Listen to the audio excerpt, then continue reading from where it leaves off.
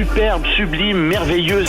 Sauf que ce gars-là est quand même rationnel et pragmatique. Mais ça pose un très grave problème.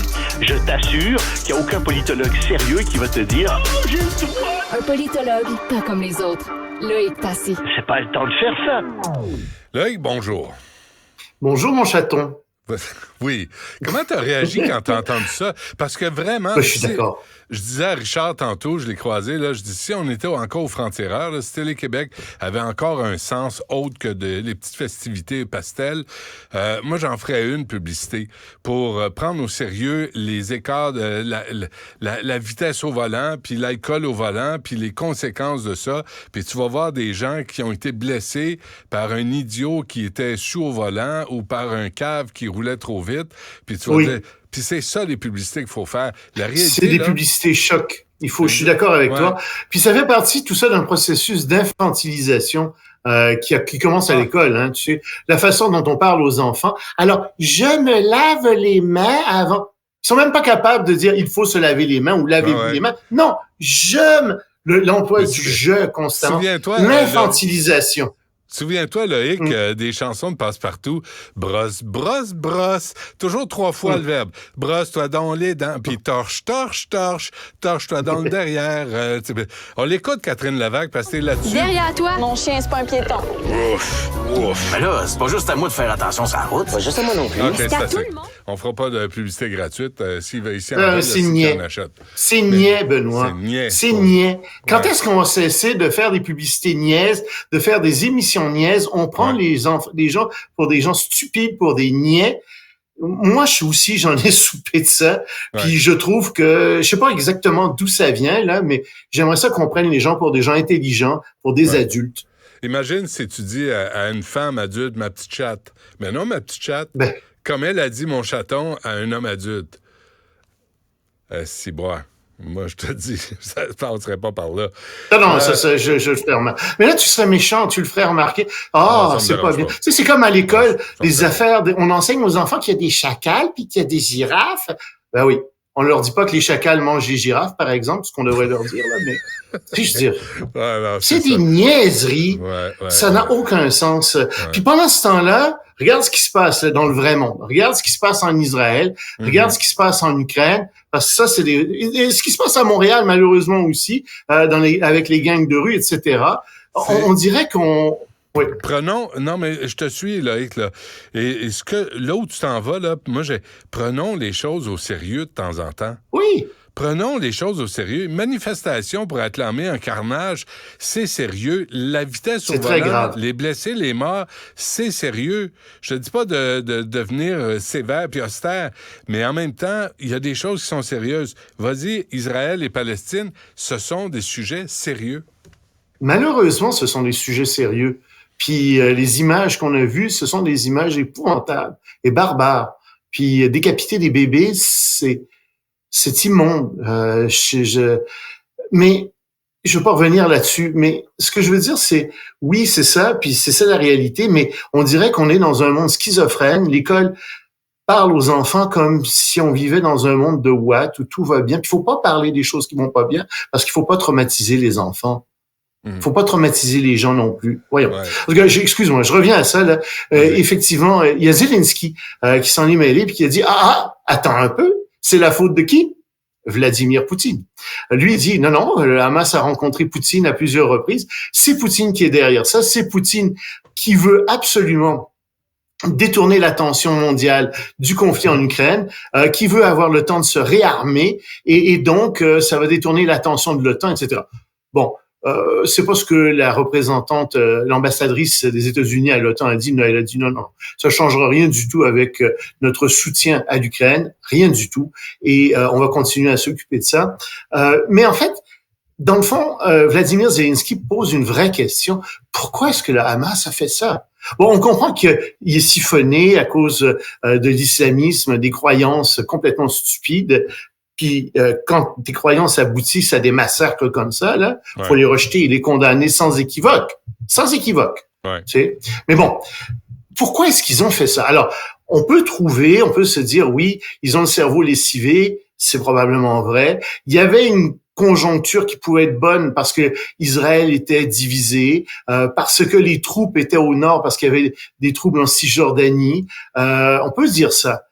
Mais dans le fond, ils viennent d'offrir sur un plateau d'argent l'excuse aux Israéliens pour rentrer dans Gaza, pour diviser Gaza, pour occuper Gaza, pour probablement coloniser Gaza aussi. Parce que les images que la propagande du Hamas vient de lancer à travers le monde, parce qu'ils se vantent de ce qu'ils ont fait en plus, mais ça empêche n'importe qui de soutenir la cause palestinienne. Absolument, absolument. Et puis alors maintenant, de voir les gens célébrer, ça cesse pas, là, célébrer ou se moquer de ces horreurs. De ces horreurs, là, de tuer des familles, des enfants, violer des femmes, des civils, ça dépasse. Puis t'as raison, on peut pas avoir de sympathie pour la cause. Aucune. Quand ça se fait comme ça. Et on sait bien que le Hamas, c'est pas la Palestine. Je le sais bien, tu le sais bien. Mais c'est pas comme ça que ça va se faire dans le monde, que ça va réagir dans le monde. Et encore une fois, pourquoi est-ce que le Hamas a fait ça? À mon avis, le Hamas vient de signer son arrêt de mort. L'organisation va être démantelée. La bande de Gaza va être, comme je t'ai dit, occupée, divisée et colonisée. C'est ça qui va se produire. Et c'est tellement ça que les Égyptiens... ils vont en avoir ailleurs, mais c'est le Hamas qui a fait ça. Et les Égyptiens, en ce moment, ferment leurs frontières parce qu'il y a plus de 2 millions de personnes dans le territoire de la bande de Gaza. C'est des réfugiés potentiels. Tiens donc, eux, ils veulent recevoir aucun réfugié.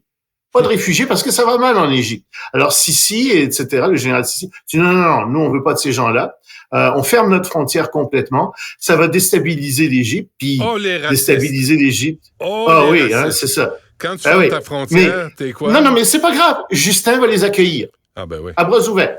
Et surtout puis surtout s'ils font partie du Hamas, ça va être très très bien. Ça.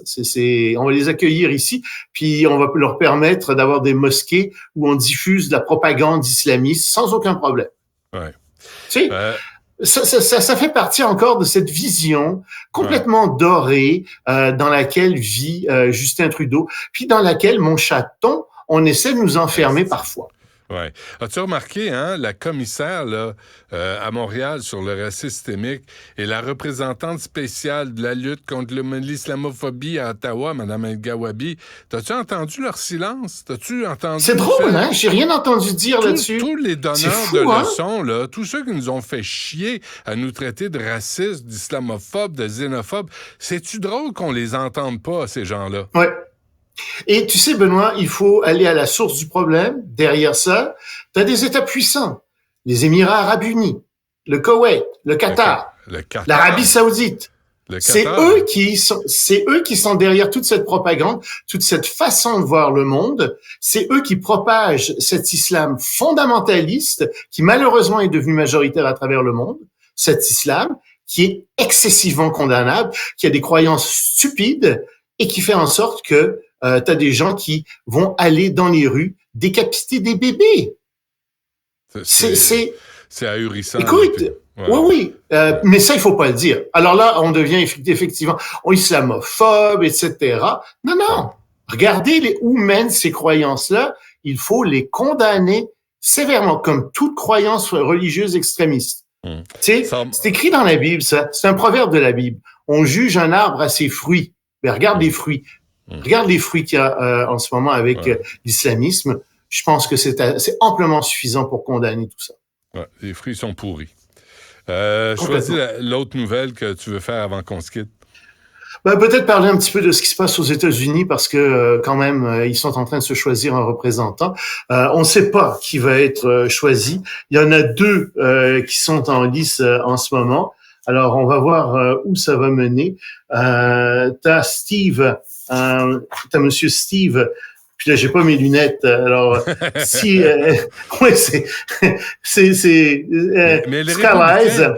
Steve Scalise, qui a 57 ans, qui est le successeur normalement de McCarthy, c'est son poulain. Alors, on va voir si ça va être lui. Puis t'as Jim Jordan, qui vient de l'Ohio, qui a 59 ans, mais qui, lui, fait partie du Freedom Caucus et qui est d'ailleurs à la tête du comité juridique de la Chambre des représentants et qui veut que Joe Biden soit démis. Je pense pas que ce soit lui qui soit élu, mais c'est ces 2-là. Puis il y a McCarthy, qui a pas dit qu'il reviendrait pas nécessairement, qui est plus ou moins officieusement en lice aussi, mais disons que ça va être un de ces trois-là. En ce moment, ils sont en train de décider à combien ils vont être élus. Est-ce que ça va être une majorité simple?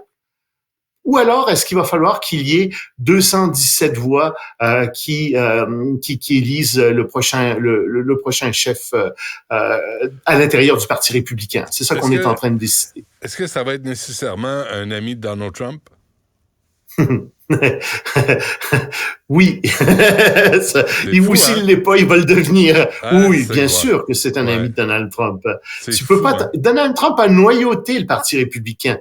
C'est lui ses partisans sont partout. C'est lui qui va être nommé à l'investiture, même s'il est en prison. En ce moment, ça va comme ça se déroule comme ça. Tu ne peux pas être contre Donald Trump, le critiquer et être élu à l'investiture du Parti républicain ou président de la Chambre des représentants. Loïc Tassé, merci. À demain.